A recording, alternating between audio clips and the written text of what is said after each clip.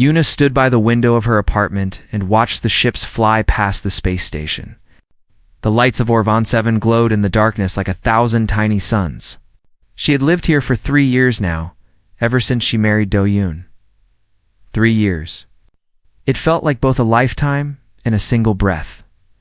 She turned to look at her husband. He was in the kitchen, cooking dinner. The smell of earth food filled their home. Do-yeon moved slowly and carefully, cutting vegetables with the same gentle focus he gave to everything. His dark hair fell over his forehead, and he hummed a soft song she did not recognize. Yuna smiled. This was the man she had chosen. This was the man she loved. Her people, the Valari, did not understand her choice. The Valari were tall and elegant, with silver skin and eyes that glowed like moons. They were one of the oldest species in the galaxy. They had built empires before humans even learned to make fire. And Yuna was the daughter of Ambassador Junho, one of the most powerful Valari in the sector. She could have married anyone. Princes from distant worlds had come to ask for her hand. Wealthy traders had offered her father mountains of rare metals. Military commanders had promised her protection and glory. But Yuna had chosen Do-yeon, a human, a nobody. She remembered the day they met. It was at a trading market on the lower levels of the station. Yuna had gotten lost while exploring, and a group of drunk miners had surrounded her. They were large creatures with rough skin and cruel eyes. They had laughed at her fear and blocked her path. Then Do-yeon appeared. He was small compared to the miners. Humans were small compared to most species in the galaxy. They were newcomers, having only joined galactic society 50 years ago. Most aliens saw them as weak and unimportant. But Do-yeon had walked up to the miners without any fear in his eyes. He had spoken to them calmly, his voice quiet but steady. Yuna did not remember what he said. She only remembered how the miners had looked at him, then at each other, and then walked away without another word. Do-yeon had turned to her and smiled. "Are you okay?" he asked. That was the beginning. They talked for hours that day. Do-yeon was different from anyone she had ever met. He listened more than he spoke. He asked her about her dreams and her fears. He laughed at her jokes and told her stories about Earth, about blue oceans and green forests and cities that touched the clouds. When Yuna asked what he did for work, he shrugged. "I move cargo," he said. "Nothing special. Nothing special." That was how Do-yeon described himself. Nothing special. But Yuna saw something else in him. She saw kindness in the way he treated strangers. She saw strength in his patience. She saw a quiet peace that she had never found in all the powerful men who had tried to win her heart. 6 months later, they were married. Her father had not been happy. "A human?" Ambassador Junho had said, his silver face tight with confusion. "You are throwing away your future for a human cargo worker." "I am choosing my future," Yuna had replied. "And I choose him." Her sister Hannah had been even worse. Hannah was younger than Yuna by 2 years, and she had always been the more traditional one. She believed in power and status. She could not understand why Yuna would want a simple life with a simple man. Now, 3 years later, Hannah was visiting again. She sat on the couch in Yuna's living room, her glowing eyes watching Do-yeon with clear judgment. "He is making dinner again?" Hannah asked. Her voice was polite, but Yuna could hear the criticism beneath it. "He likes to cook," Yuna said. "Valari men do not cook. He is not a Valari man." Hannah made a small sound of disapproval. "That is exactly my point, sister. Look at him. He is small. He is quiet. He has no title, no wealth, no power. What can he offer you?" Yuna felt a flash of anger, but she kept her voice calm. "He offers me happiness." "Happiness," Hannah said the word, like it was something foolish. "Happiness does not protect you when enemies come. Happiness does not give your children a strong bloodline. Happiness is a luxury for those who have nothing to lose." Yuna did not answer. She had heard these arguments many times before. She knew that Hannah spoke from a place of love, in her own way. Hannah wanted the best for her sister. She simply could not see that Yuna had already found it. Do-yeon brought dinner to the table. He smiled at Hannah and offered her a plate. "I made extra," he said. Earth-style vegetables with Velari spices. I hope you like it. Hannah took the plate without thanking him. Doyan did not seem to notice. He sat down next to Yuna and began to eat, his movements calm and unhurried. Later that night, after Hannah had left, Yuna lay in bed next to her husband. The lights of the station glowed softly through the window. Doyan was already asleep, his breathing slow and peaceful. Yuna looked at him for a long time. She loved his face. She loved the small lines around his eyes when he smiled. She loved the way his hand always found hers in the darkness. But sometimes, she wondered about the things he never told her. Doyan never spoke about his past. When she asked about his family, he changed the subject. When she asked about his life on Earth, he gave short answers and then asked about her day instead. He was kind, but he was also closed. There was a door inside him that he never opened. Yuna had accepted this. Everyone had secrets. Everyone had parts of themselves they kept hidden. She trusted that Doyan would tell her when he was ready. But tonight, something caught her eye. Doyan had shifted in his sleep, and the blanket had slipped from his shoulder. Yuna could see his bare back in the dim light. And on that back, she saw scars. They were not small scars. They were long and deep, crossing his skin like the marks of some terrible battle. Some were thin and straight, like cuts from a blade. Others were rough and jagged, like burns or tears. Yuna felt her heart grow cold. Cargo workers did not have scars like that. Delivery men did not carry the marks of war on their bodies.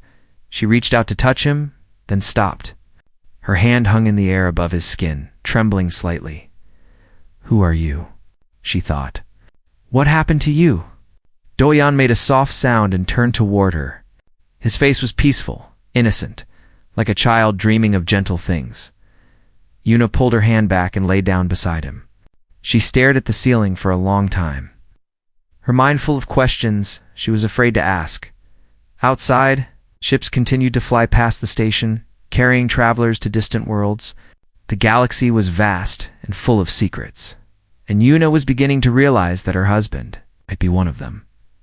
The great hall of the Velari embassy was filled with light and music.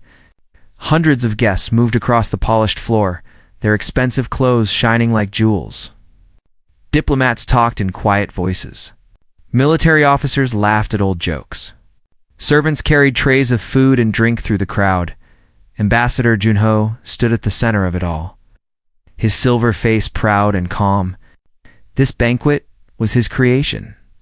He had invited the most powerful people in the sector to celebrate the signing of a new trade agreement.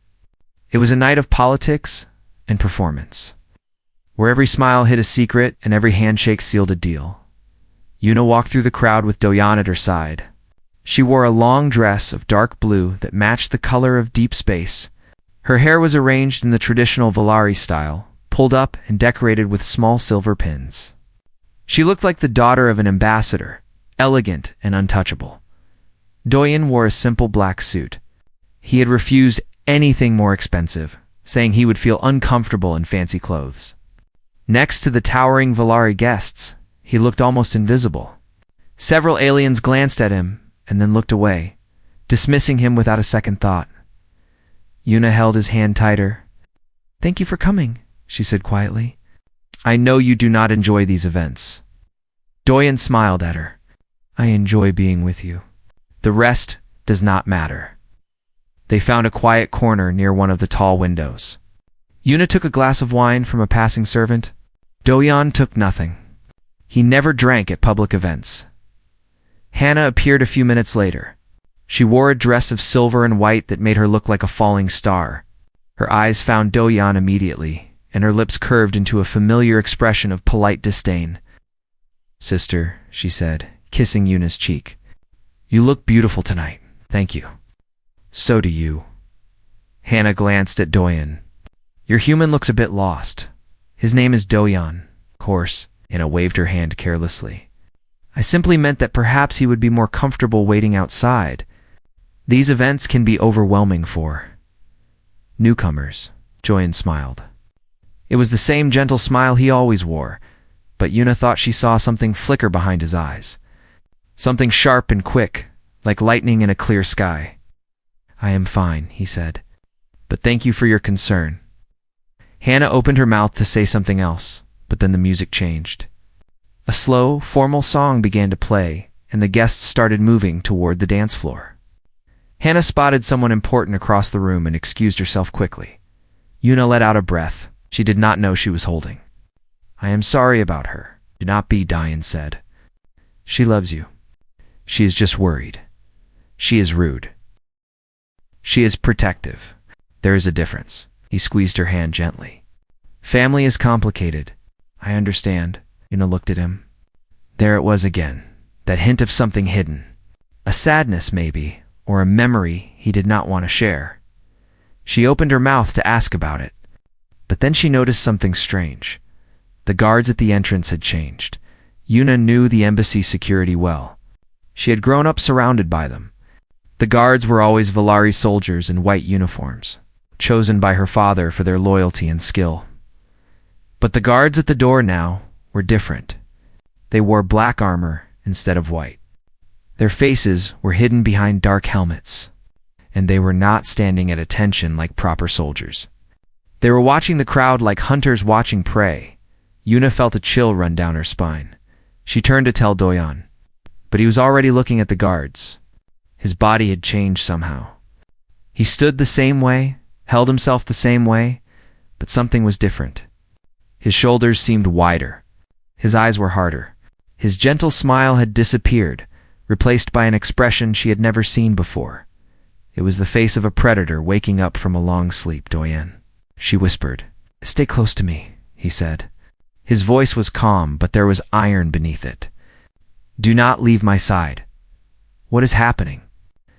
Before he could answer, the lights went out. The great hall fell into darkness. Guests screamed in surprise and fear. The music stopped. For a moment, there was only chaos and confusion. Then red emergency lights flickered on, painting everything in the color of blood. Armed soldiers poured through every entrance. They were not Valari. They were mercenaries from a dozen different species, carrying plasma rifles and shock weapons. They moved fast and hard, pushing guests to the ground, knocking down anyone who tried to resist. A voice boomed through the hall, amplified by speakers hidden in the walls. "Nobody move. This building is now under the control of Lord Beak. We are here for one person only. Give us what we want, and nobody will be harmed." Yuna's blood turned to ice. Lord Beak.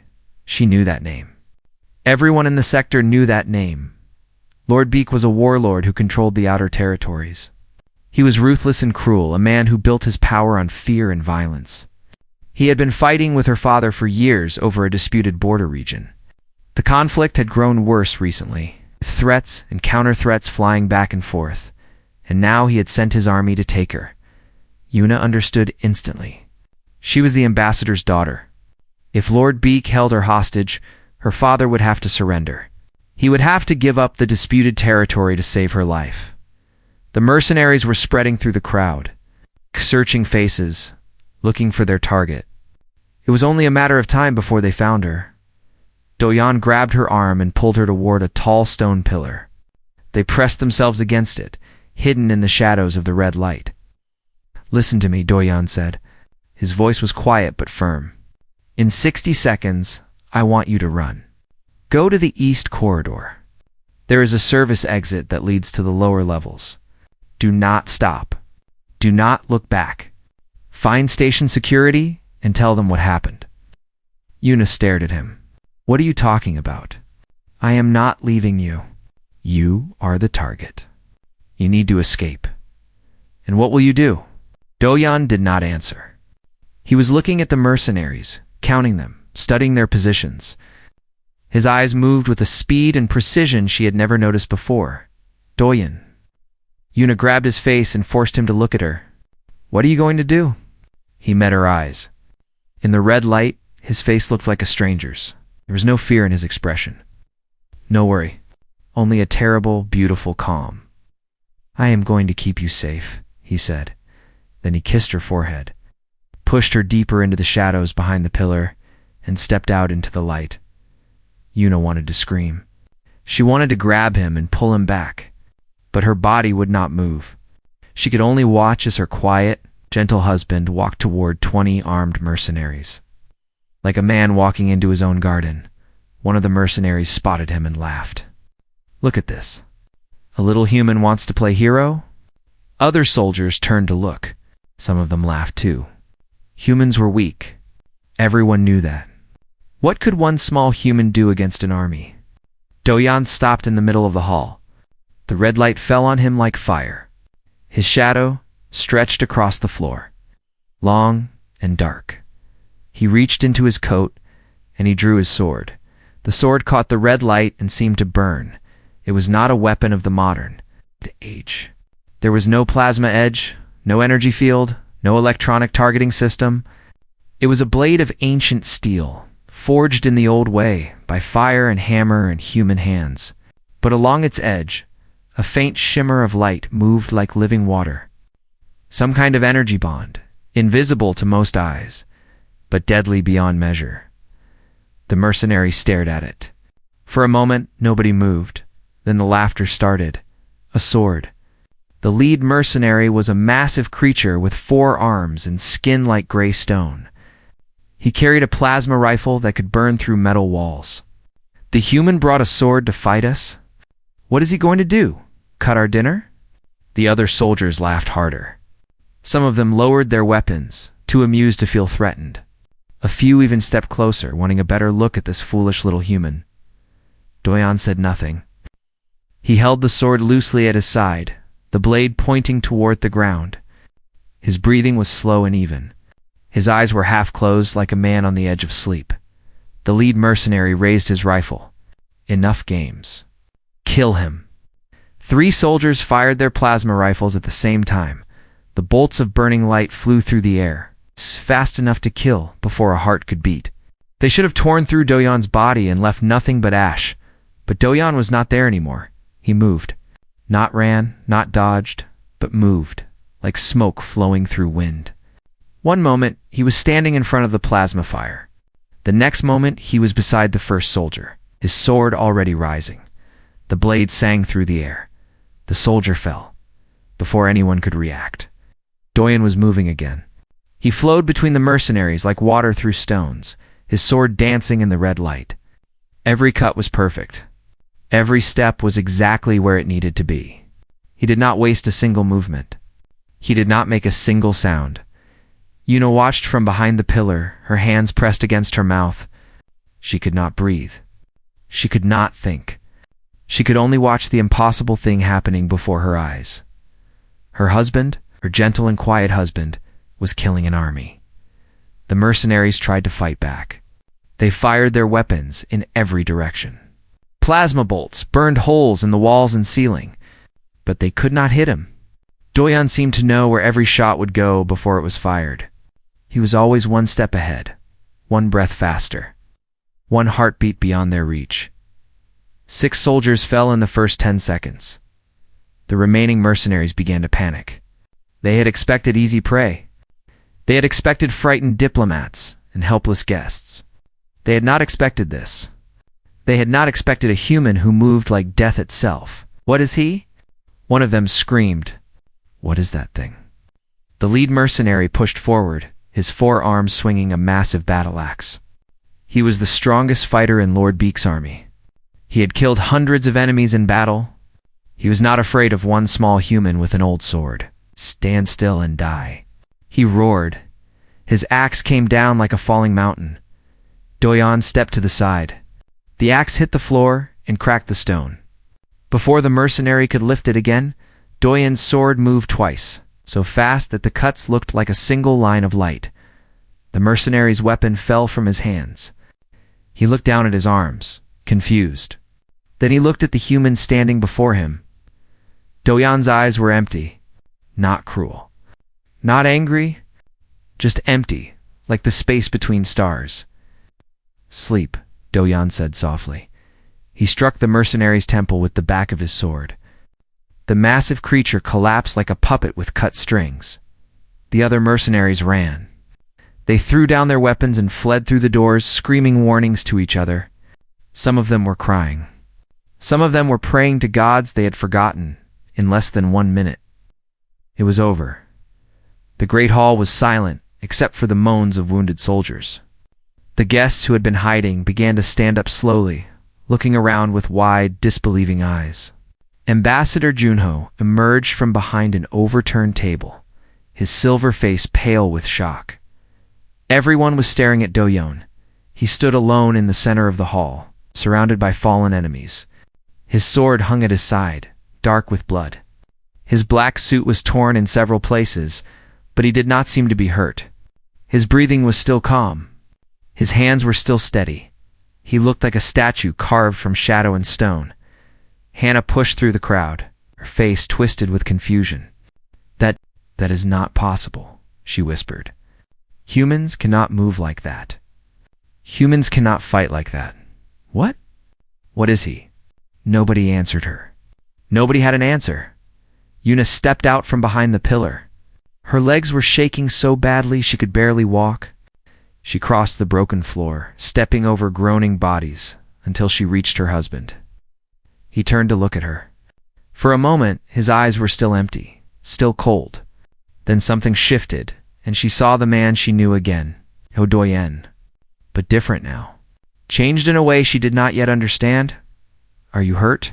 He asked. His voice was soft, almost gentle.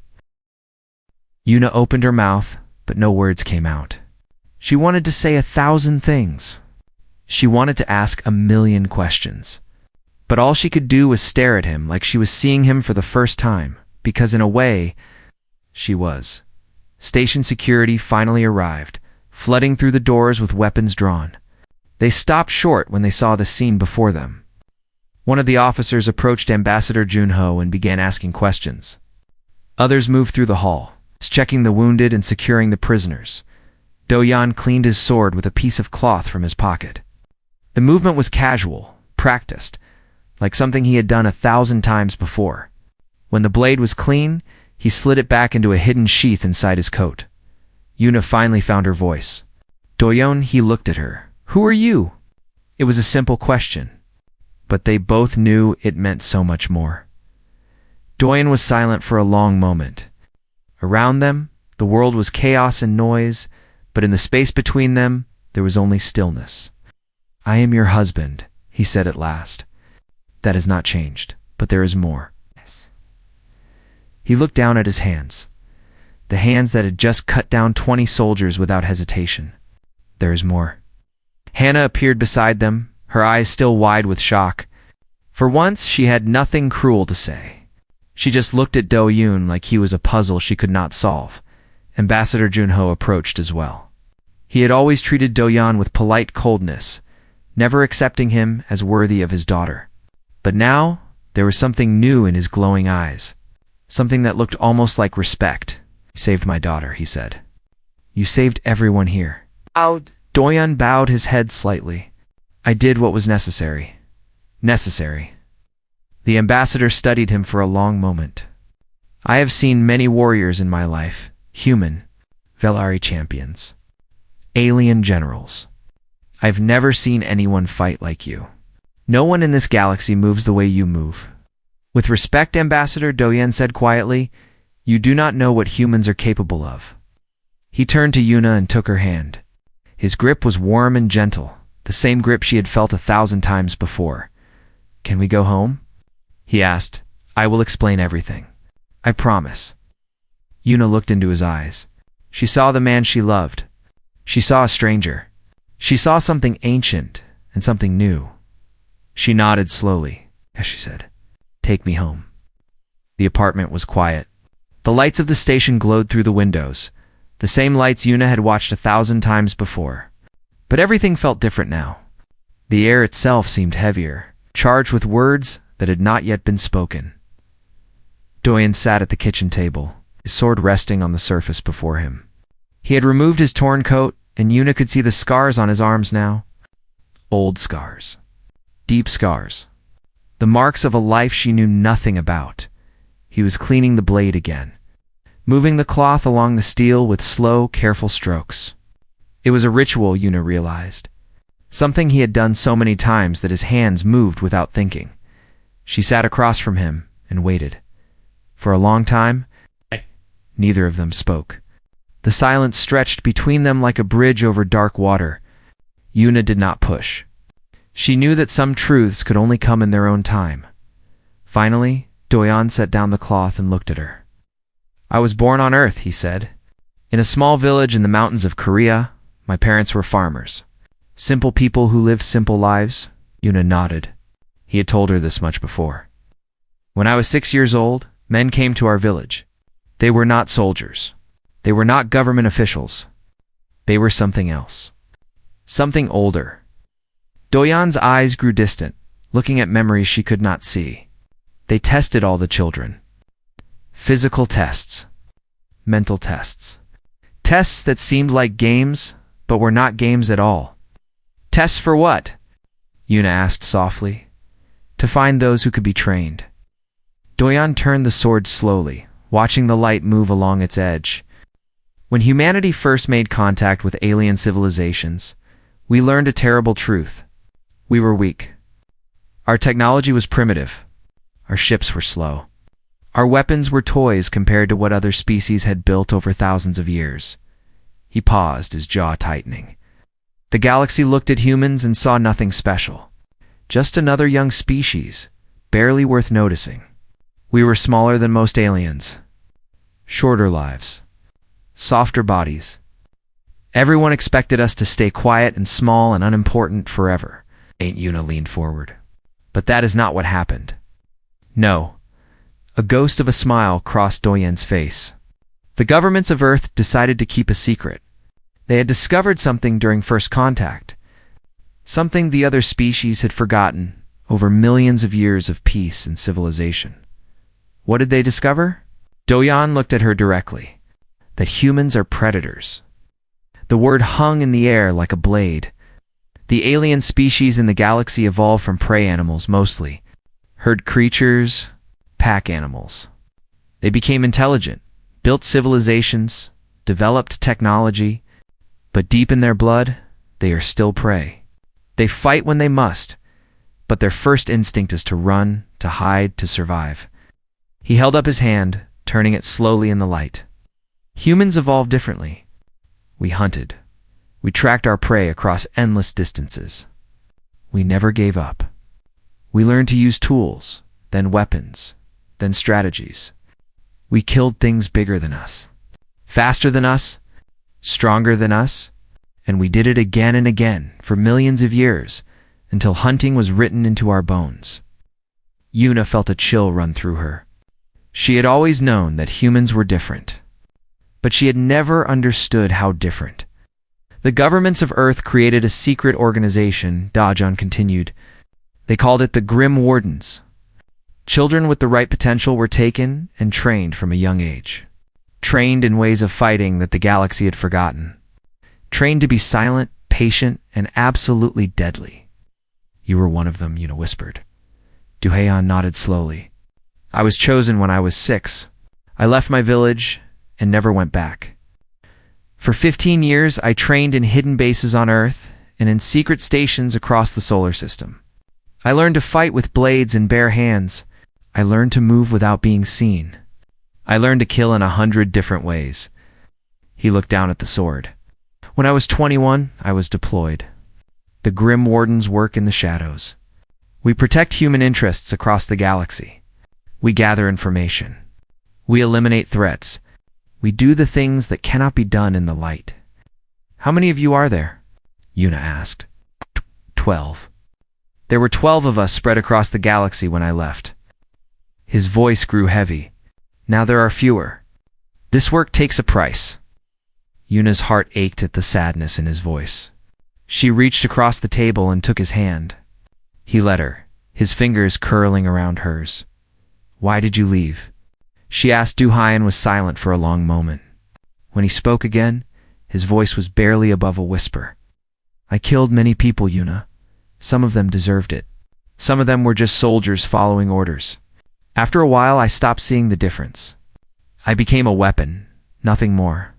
A blade that cut whatever it was pointed at. He swallowed hard. I wanted to be something else. I wanted to be a person again. So I retired. I took a new name and came to Orvan 7 to disappear. I found work moving cargo, something simple and honest. I kept my head down and tried to forget what I was. And then you met me, Yuna said. And then I met you. Do-yeon's eyes softened. You were the most beautiful thing I had ever seen. Not just your face, but your kindness. Your warmth. The way you smiled at a stranger who helped you in the market. I knew I should stay away. I knew that being close to you would put you in danger, but I could not help myself. Tears formed in Yuna's eyes. You should have told me, I know. His voice cracked slightly. I was afraid. I was afraid that if you knew what I was, you would see me differently. You would look at me and see a monster instead of a man. He pulled his hand back gently and stood up. He walked to the window and looked out at the stars.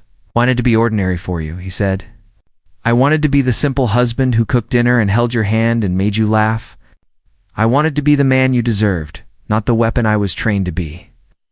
Yuna stood and walked to him.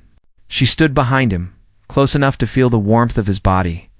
You are not a monster, she said. What I did tonight, I saw you protect me. I saw you protect everyone in that room. She reached out and touched his back, her fingers tracing the scars through his shirt. These marks do not make you a monster. They make you a survivor. Do-yeon turned to face her. His eyes were wet, though no tears fell. She had never seen him cry. She had never seen him show this much emotion at all.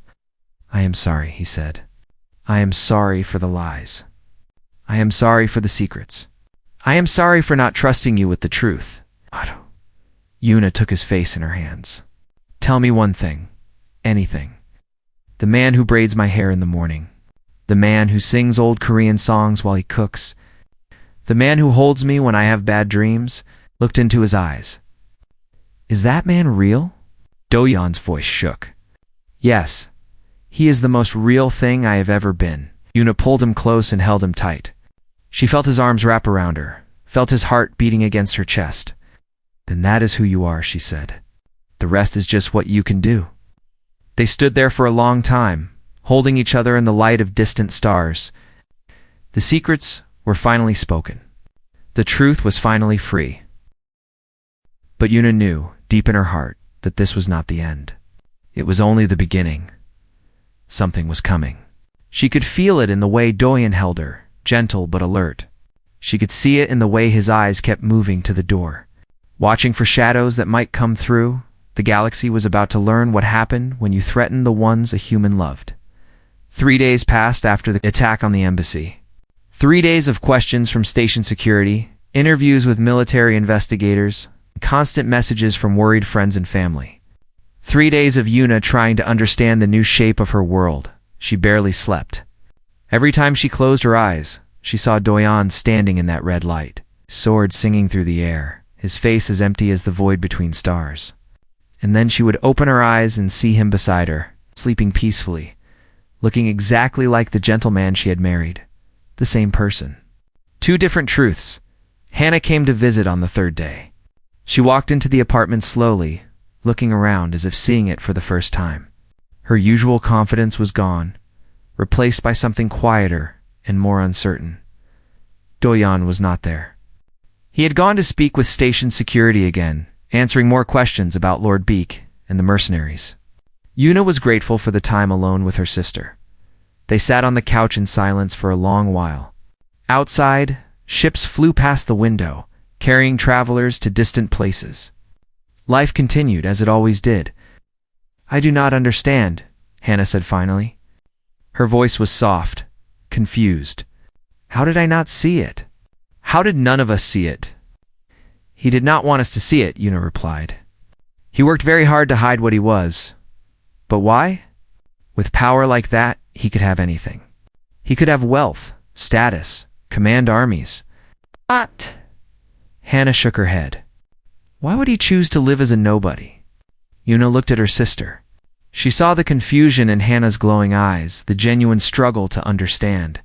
For all their arguments, for all Hannah's criticism, they were still family. They still loved each other. Because he did not want to be a weapon anymore, Yuna said. He wanted to be a person. He wanted peace. Peace. Hannah laughed quietly, but there was no mockery in it. I spent 3 years telling you that you married a weak man. I said he had nothing to offer you. I said he could not protect you. She looked at Yuna directly. I was wrong. The words hung in the air. Yuna could not remember the last time Hannah had admitted being wrong about anything. I saw his eyes that night, Hannah continued. When he was fighting, there was nothing there. No fear, no anger, no hesitation, just emptiness. I have seen Valari warriors in battle. I have seen generals and champions who killed hundreds. None of them looked like that. She shivered slightly. He could have let them take you. He could have hidden and saved himself. No one would have blamed him. But instead, he walked into an army of armed soldiers with nothing but a sword. Hannah reached out and took Yuna's hand. That is not weakness, sister.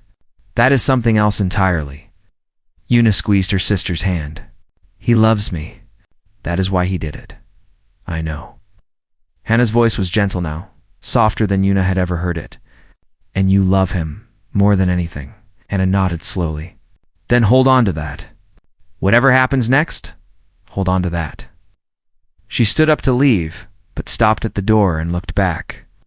Tell him something for me, she said. Tell him I am sorry. For how I treated him? For the things I said. A small smile crossed her face. And tell him that if he hurts my sister, I will find a way to hurt him back, no matter how scary he is. Yuna laughed. It felt good to laugh. It felt like the first real breath she had taken in days. After Hannah left, Yuna went to the window and watched the stars. She thought about everything that had happened, everything she had learned. She thought about the man she married and the man she had discovered. Were they really so different? Do-Yan had always been kind. He had always been patient and gentle and caring. Those things were not lies. Those things were not performances. They were choices. Every day, in every small action, he chose to be good. He chose to be loving. He chose to be the husband she needed. The warrior and the husband were not two different people. They were one person who had learned to be both. Yuna understood now. She understood what it meant to love someone completely, with all their light and all their shadows. When Do-Yan came home that evening, she was waiting for him on the observation deck. It was a small platform on the outer edge of the station, surrounded by glass walls that showed the endless darkness of space. They had come here on their first date 3 years ago.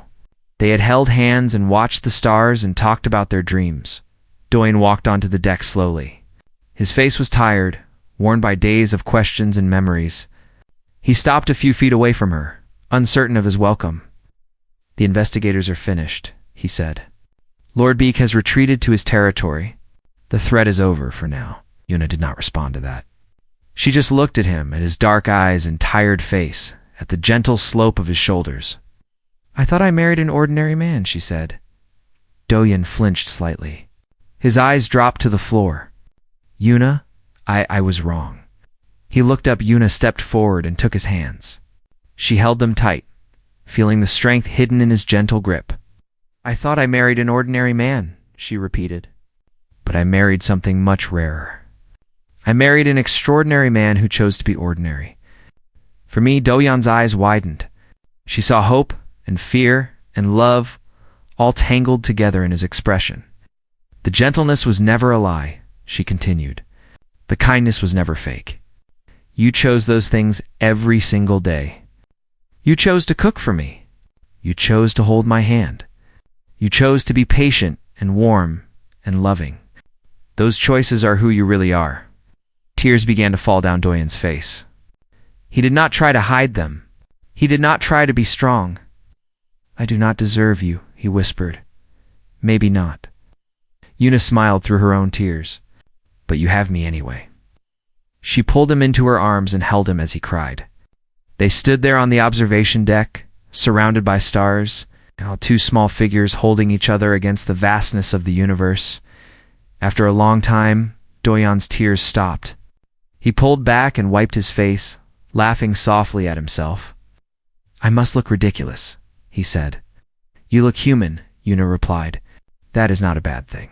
Soft beeping interrupted them. Do-Yan pulled a small device from his pocket and looked at the screen. His expression changed immediately, the softness fading into something harder and more alert. What is it? Yuna asked. Doyon was silent for a moment. Then he turned the device so she could see the message. It was a simple text, just a few words in English. Echo protocol activated. Wardens recalled. New threat confirmed. Your presence requested. Yuna's heart sank. They want you back. Yes. Doyon's voice was heavy. Something is happening. Something big enough to bring all of us out of hiding. He looked at her, his eyes full of conflict. She could see him fighting with himself, torn between duty and love. I can refuse, he said. I can stay here with you. They cannot force me to return. Yuna looked at the message, then at her husband. She thought about the people he had saved at the embassy. She thought about all the people across the galaxy who might need saving now. She thought about what it meant to love someone completely. Go, she said. Doyon blinked. What? Go. She took his face in her hands. Protect them like you protected me? The galaxy needs you. I can share, Yuna, but you have to promise me something. Anything. She leaned forward and pressed her forehead against his. Come home, she whispered. When it is done, come home to me. Doyon closed his eyes. When he opened them again, they were shining with love and gratitude and a fierce, burning determination. Promise, he said. I will always come home to you.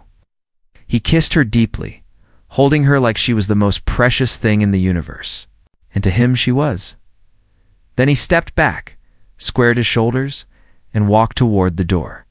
At the threshold, he turned and looked at her one last time.